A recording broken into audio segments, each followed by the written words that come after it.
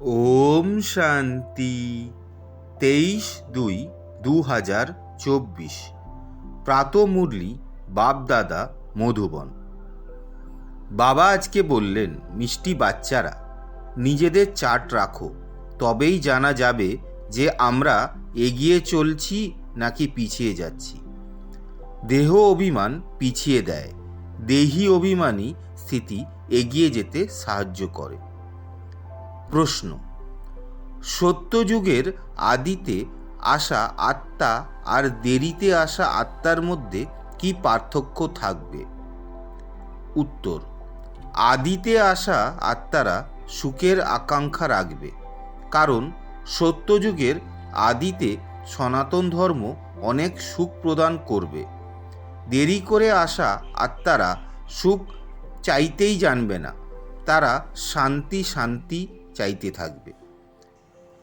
অসীম জগতের বাবার থেকে সুখ শান্তির উত্তরাধিকার প্রত্যেকটি আত্মারই প্রাপ্ত হয়।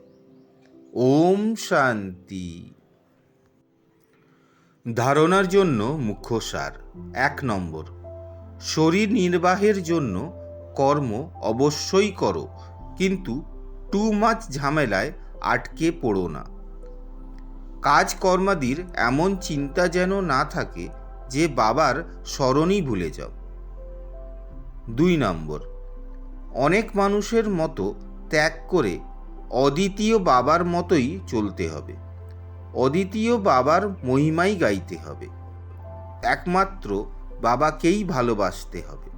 বাকি সকলের থেকে মোহ নিষ্কাশিত করে দিতে হবে। আজকের মধুর বরদান হল, অসীম জগতের বৈরাগ্য বৃত্তির দ্বারা পুরনো সংস্কারের আঘাত থেকে সুরক্ষিত থাকা মাস্টার নলেজফুল ভব। পুরনো সংস্কারের কারণে সেবায় অথবা সম্বন্ধে সম্পর্কে বিঘ্নের সৃষ্টি হয়। সংস্কারই বিভিন্ন রূপে নিজের দিকে আকৃষ্ট করে। যেখানে কোনো দিকের আকর্ষণ রয়েছে সেখানে বৈরাগ্য থাকতে পারে না। সংস্কারের লুকোনো অংশও যদি থাকে তখন তা সময়ানুসারে বিশাল রূপ ধারণ করে, পরবশ করে দেয়। সেই জন্য নলেজফুল হয়ে অসীম জগতের বৈরাগ্য বৃত্তির দ্বারা পুরনো সংস্কারগুলি, সম্বন্ধগুলি, পদার্থগুলির বস্তুর আঘাত থেকে মুক্ত হও, তবেই সুরক্ষিত থাকবে।